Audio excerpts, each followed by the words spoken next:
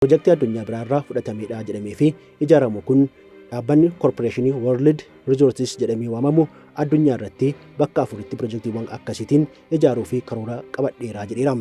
Kanneen keessaa immoo dhalli namaa qabatamaan miti yaadaan iyyuu biraa hin geenye jedhamanii kan tilmaamaman taateewwan yeroo fuulduraa keenyaa dursee beekeera kan jedhamu Dubaay dhimma ammaa jechaa jirru kanaaf akka filatamtedha.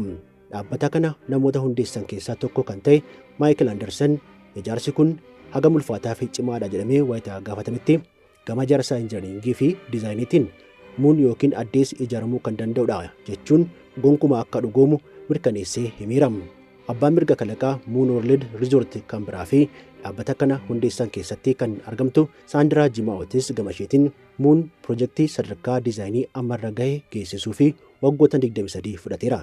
Diizaayinii kana gara qabatamaa fi dhugaa fakkaatutti jijjiiruufis tattaaffiin taasifnu itti fufaa jechuun himteetti.